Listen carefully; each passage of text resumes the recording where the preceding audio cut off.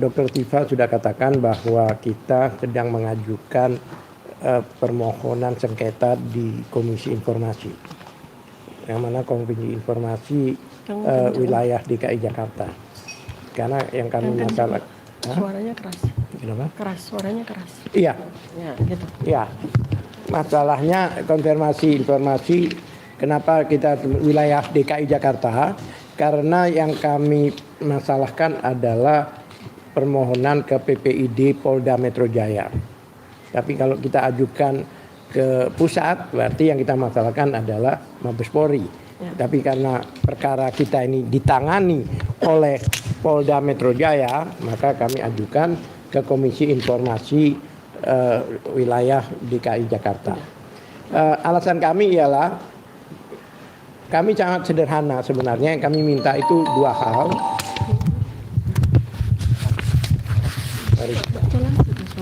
Ya. Yang kami minta adalah sederhana. Sebenarnya kami minta, salah satu permintaan kami adalah salinan ijazah Jokowi yang pada saat itu disampaikan di dalam gelar perkara. Karena pada waktu itu kan hanya ditunjukkan sebentar dan tidak boleh nyentuh, tidak boleh melihat dengan teliti dan sebagainya. Makanya kami ajukan agar disampaikan salinannya pada kami. Ini permohonan kami. Salinan itu artinya kopinya ya, bukan aslinya. Nah, jawaban PPID Polda Metro Jaya menyatakan bahwa ini sedang digunakan. Saya juga heran juga, kita minta kopinya kok sedang digunakan gitu loh, ya kan? Kami nggak minta aslinya. Ya, kenapa dasar kami meminta? Karena memang itu sudah terbuka. Apa di KPU pusat, di KPU daerah, dan baik itu yang dimohonkan oleh Bon Jovi atau Dr. Bonatua itu sudah disampaikan. Nah, kami juga perlu cross check apakah yang ada di Polda Metro Jaya itu sama dengan yang di KPU pusat maupun KPU daerah. Nah, kita berhak, tapi yang kami minta diantaranya selain itu, ya kan, yaitu 709 daftarnya aja dari barang bukti yang dikatakan ada. Memang dikatakan ada karena di dalam jawaban PPID sendiri menyatakan memang ada 709 dokumen. Ini baru dokumen loh ya. Yang mana sebenarnya bukti-bukti yang dipunyai oleh mereka itu ada 17 barang bukti. 17 barang bukti. Di antaranya salah satunya yaitu bukti surat yang sendiri yang berjumlah 709. Bayangkan dokumen 130 saksi, kemudian 709 dokumen, kemudian ahlinya berapa 25 dan sebagainya, ya. Itu yang kami mintakan itu daftarnya. Dan kalau aneh kalau daftar merupakan yang dirahasiakan. Dan dasar klien kami ini mengajukan baik Dr. Tifa maupun Roy Suryo itu adalah hak hukum mereka. Mereka punya hak hukum karena mereka ditersangkakan dengan dokumen-dokumen atau bukti-bukti yang dipegang oleh mereka. Selain sebagai warga negara berhak kita mendapatkan informasi, ya kan, bahkan salinan dari dokumen publik. Karena itu adalah dokumen publik, ijazah dan yang lain-lain itu yang dari UGM. Apalagi sudah dimulai oleh UGM dengan menyerahkan pada kami daftar 505. Daftarnya ini yang ditunjukkan tadi. Ada 505 dokumen yang sudah 504 daftar. Iya, daftar, dan dari 500 itu 98% atau 99% dihitamkan. Aneh kan? Ya, ini ada apa gitu loh? Ada apa? Seharusnya terbuka lah pada kami. Sekali, gitu. Memang wajar ya. Yang kami ajukan ini bukan hanya untuk kepentingan klien kami, tapi juga kepentingan publik, dalam hal ini masyarakat Indonesia, supaya tahu persis apa yang terjadi. Karena yang kita masalahkan ini adalah dokumen publik milik salah satu presiden Republik Indonesia. Itu masalahnya, bukan camat atau bukan lurah. Ini presiden Republik Indonesia.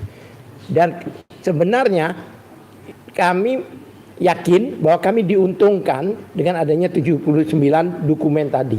Berarti 709 dokumen tadi. Kenapa kami katakan diuntungkan? Karena kami akan teliti dokumen-dokumen itu secara perinci, ya kan? Kami juga yakin bahwa pasti banyak akan ada sesuatu yang apa artinya ya akan kelihatan sesuatu yang dikondisikan dan sebagainya. Itu. Jadi kami berterima kasih dengan adanya sebanyak itu dokumen. Logika berpikir hanya membuktikan satu ijazah dengan 709 dokumen lainnya.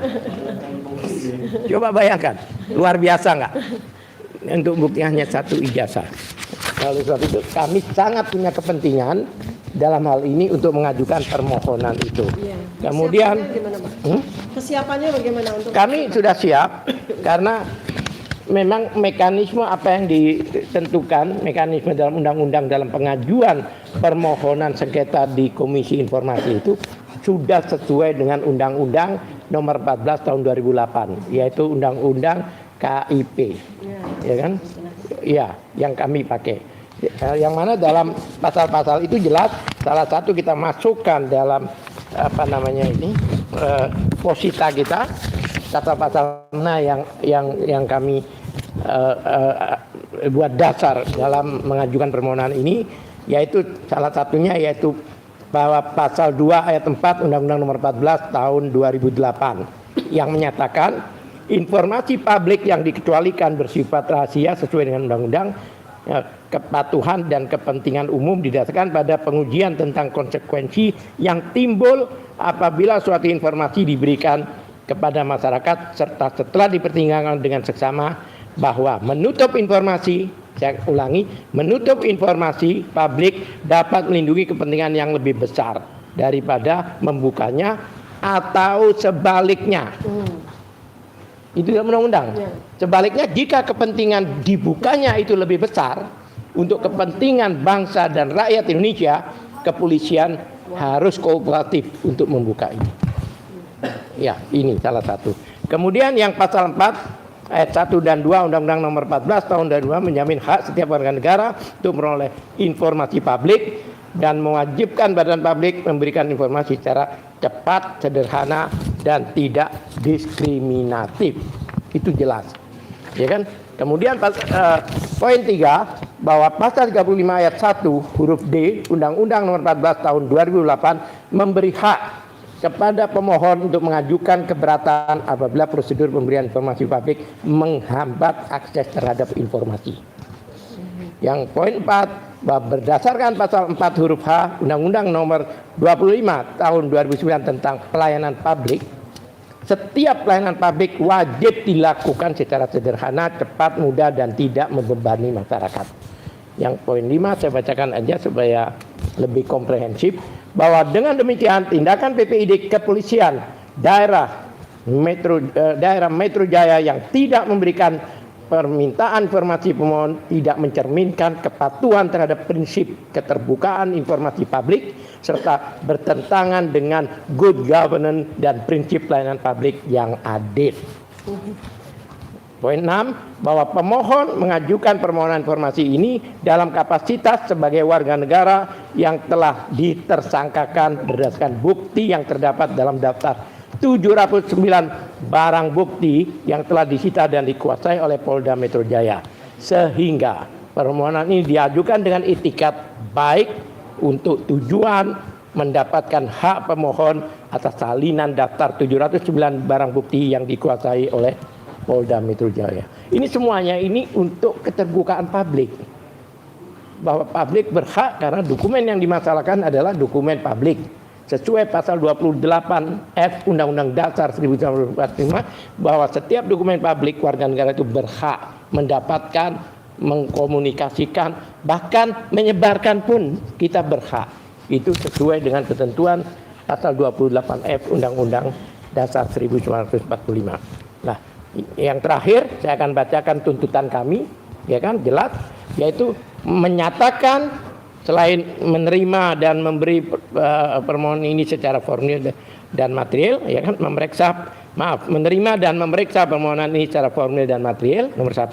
Poin 2, menyatakan bahwa tindakan PPID dan atasan PPID Kepolisian Daerah Metro Jaya yang tidak memberikan informasi publik kepada pemohon bertentangan dengan Undang-Undang nomor 14 tahun 2008 dan prinsip pelayanan publik.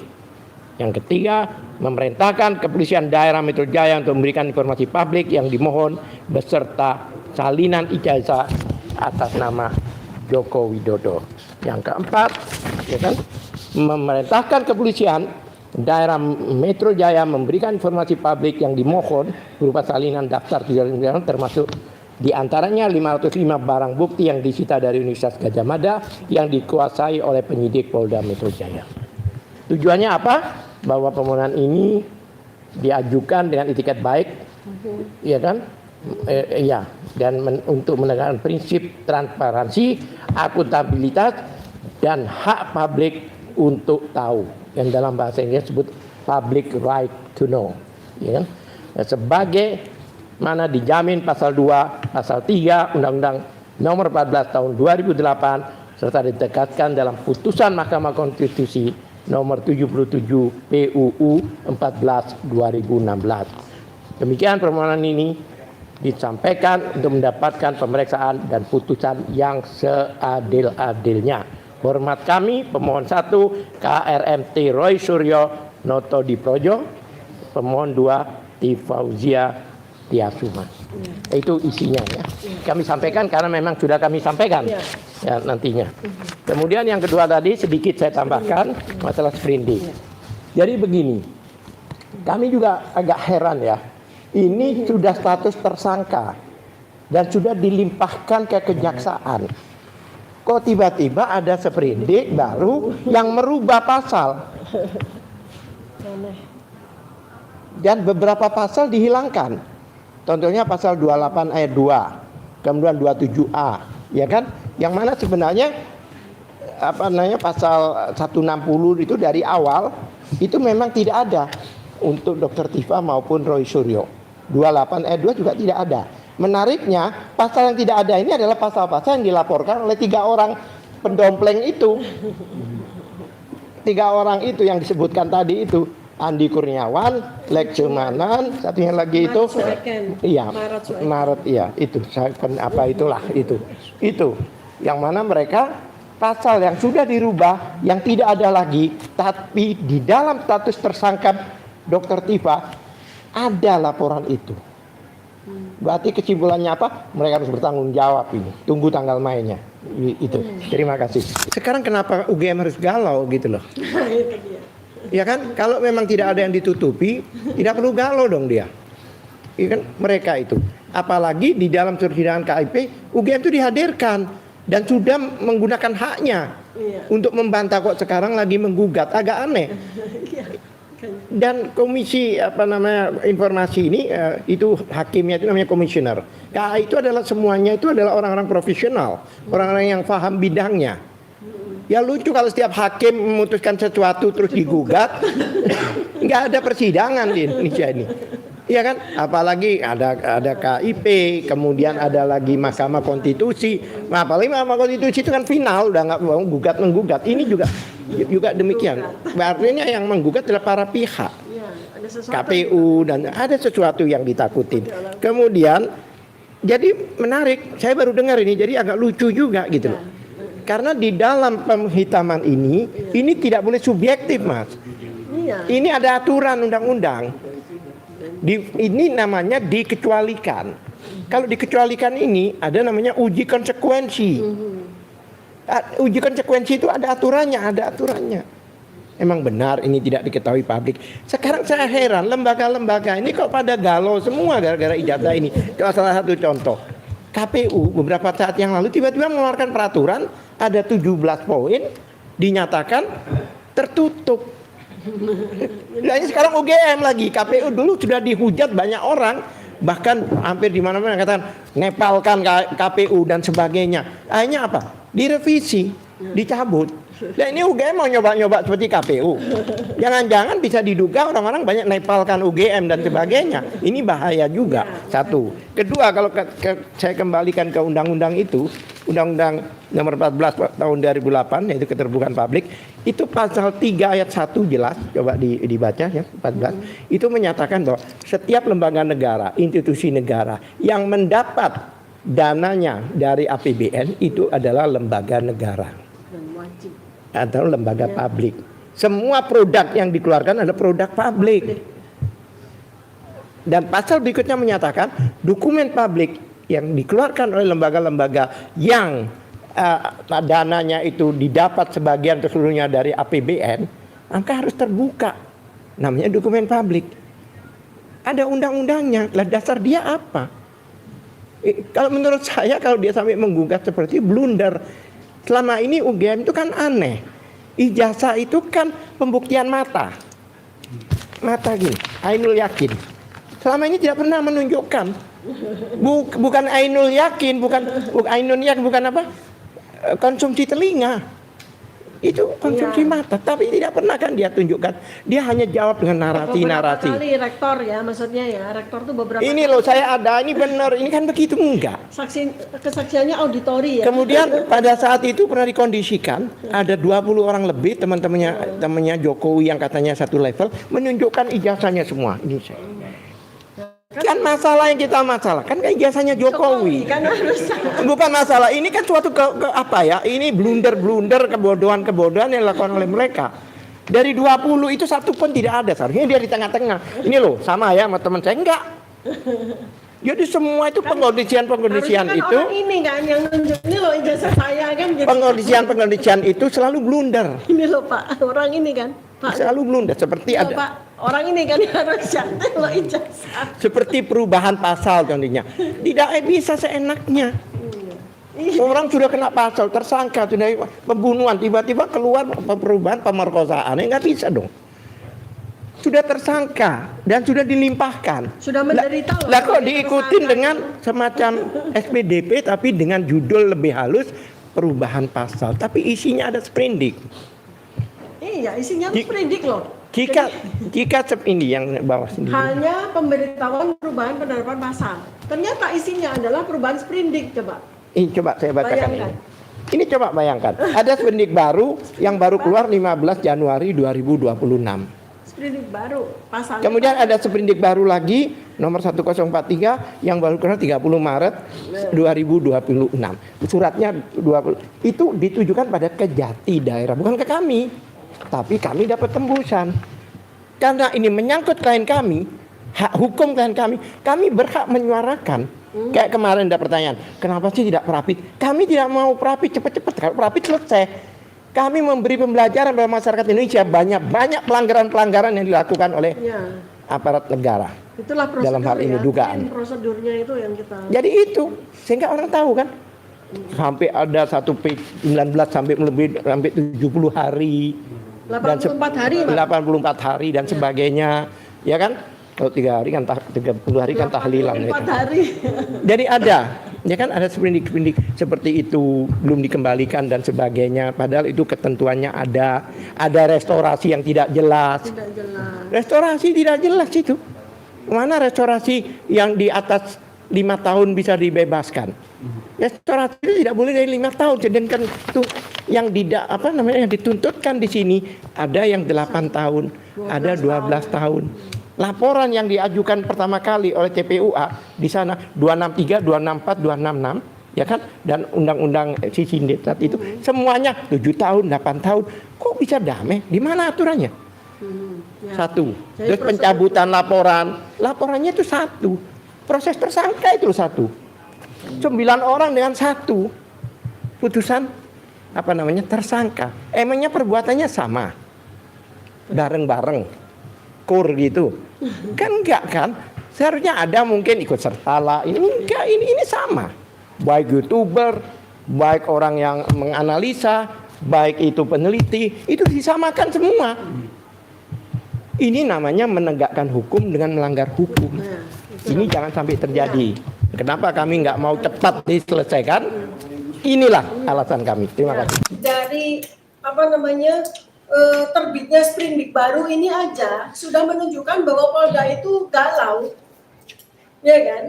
Karena kalau memang dia itu percaya diri bahwa semua berkas yang katanya itu sampai tingginya 5 meter ya, itu memang sudah memenuhi untuk dibawa ke kejaksaan ya, dan kemudian bakal nanti akan akan berlanjut begitu ya. Dia nggak akan mengeluarkan sprindik tanggal 30 Maret 2026 dengan pasal-pasal baru pula, dengan pasal-pasal yang berbeda dengan sprindik di mana kami menempuh prosedur hukum itu sampai jadi tersangka.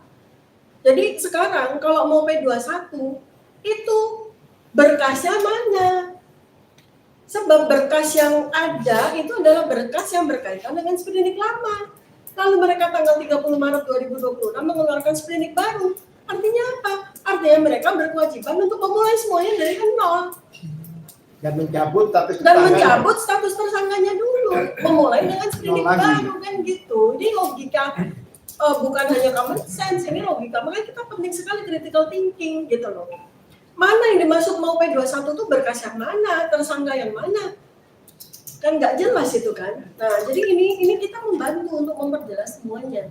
Jadi makanya saya sampaikan bahwa saya Mas Roy Suryo sejak tahun 2026 ini bertekad untuk membantu negara ini menyelesaikan polemik kontroversi ijazah ini supaya benar-benar sesuai dengan asas keadilan, sesuai dengan undang-undang.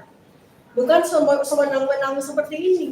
Bukan semau-maunya siapapun juga ini yang berkepentingan terhadap pengungkapan para peneliti ini. Gitu. Sudah menjawab, Mas? Jadi berarti akan lah.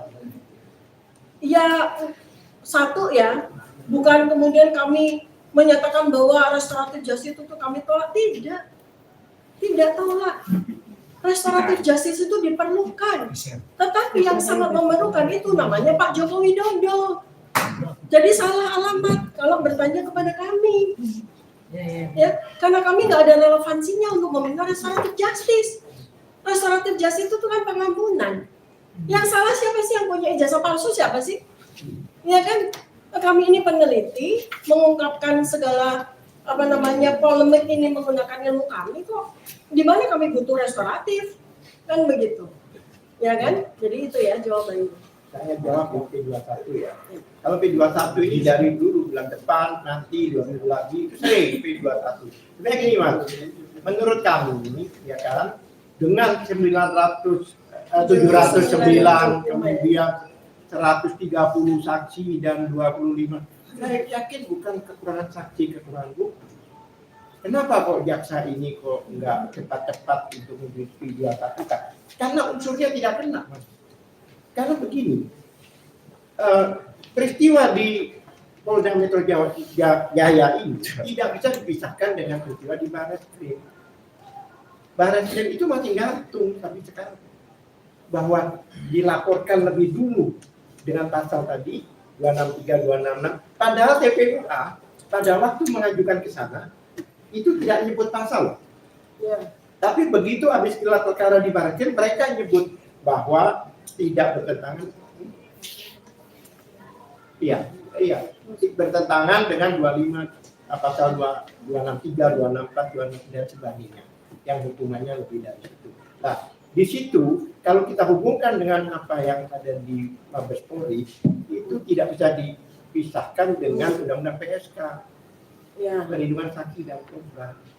Itu juga diperhitungkan oleh jaksa, karena pada waktu laporan itu ada, pengaduan itu ada, ya kan? Sebelum itu diputuskan bahwa itu disidangkan, maka tidak bisa dia melaporkan lapor saksi maupun yang lain-lain. Beliau ini waktu ke Jogja saksi. Ya. Itulah diantaranya. Jadi kami yakin bukan hanya masalah bukti dan saksi, tapi juga masalah unsur-unsurnya maupun pasal-pasalnya tidak bisa diterapkan. Saya tambahkan buktinya lagi ya. Kalau memang Polda itu percaya diri bahwa semua proses setahun ini itu bisa jalan lanjut ke P21, dia tidak akan bikin sprindik baru. Ya kan? Untuk apa dia bikin sprindik baru? Dia tidak akan juga menganulir pasal-pasal yang dipakai untuk sprindik lama. Kan gitu.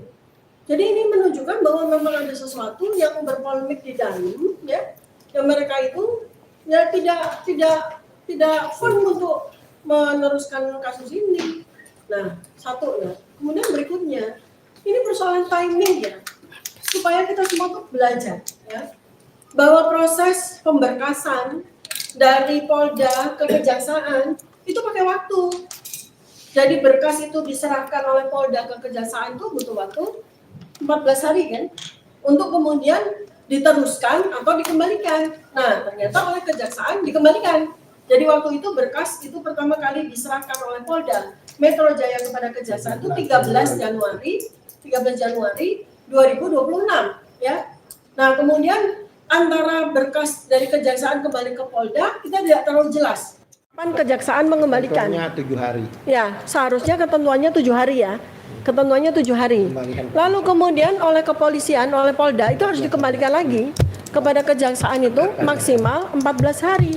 Ternyata Polda baru konferensi pers yang menyatakan bahwa berkas itu dikembalikan lagi ke Kejaksaan itu 17 April 2026. Itu artinya sudah lewat 84 hari. Satu ya. Kemudian yang kedua, kami juga bertanya kepada kepolisian sendiri ya di lapangan, dan kami juga bertanya kepada Kejaksaan. Ternyata di 17 April 2026 Kejaksaan belum menerima satu lembar pun berkas yang katanya tingginya 5 meter itu belum. Nah, sampai dengan hari ini kami juga tidak jelas berkas itu sebetulnya sudah diserahkan belum oleh Polda kepada Kejaksaan. Karena sekali lagi bolak-balik kepolisian itu selalu pakai auditori, nggak pernah menunjukkan seperti apa. Ya, gelar perkara juga nggak ada barang buktinya. 2 kali gelar perkara nggak ada barang buktinya. Konferensi pers ternyata terjadi juga tidak ada ternyata berkasnya diserahkan kepada Kejaksaan. Jadi ini menunjukkan bahwa kita harus bantu gitu loh, agar kepolisian itu profesional. Kepolisian dalam hal ini menurut saya adalah mereka minta bantuan kita. Ya sudah, ayo kita bantu gitu. Ada pertanyaan lagi? Sudah cukup?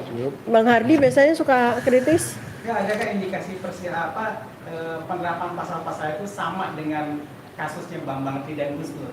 Ya, dalam arti kasarnya main cintu kayak itu gimana? Oh iya, sekarang kan beda sekali ya. Iya. Jadi kita lihat kan, kalau memang kejadiannya itu artinya power yang saat ini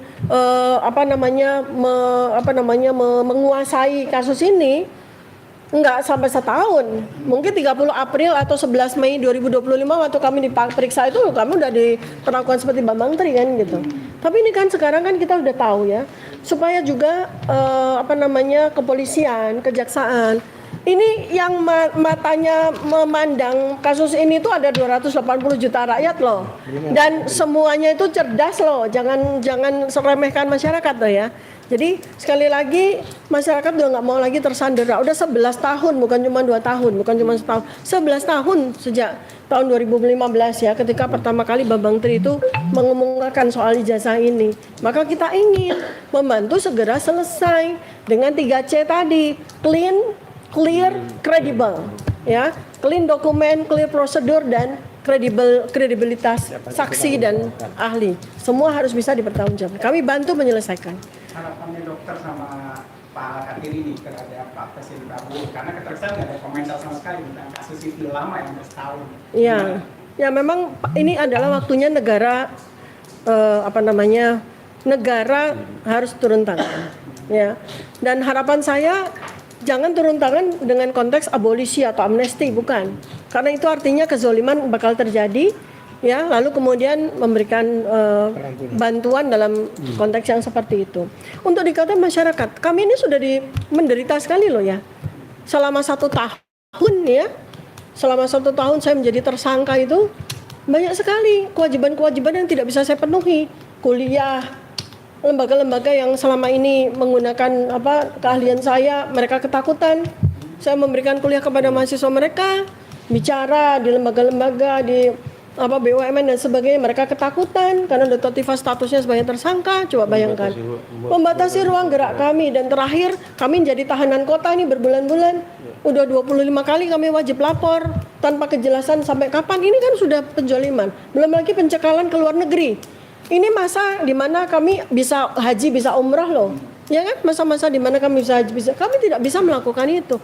Dan ini kezaliman ini kami ikuti saja karena atas hukum. Jadi Artinya oleh karena itu maka kami ini sekarang udah saatnya kita semua bahasa Jawanya itu cancut taliwondo ya, bersama-sama bergerak untuk membantu menyelesaikan kasus ini ya. Mari semua para ilmuwan, peneliti, masyarakat cerdas semuanya, ayo kita bantu sama-sama untuk menegakkan 3C. Clean, clear, credible ya. Terima kasih. Sudah cukup? Ya. Terima kasih banyak sekali lagi. Assalamualaikum warahmatullahi wabarakatuh.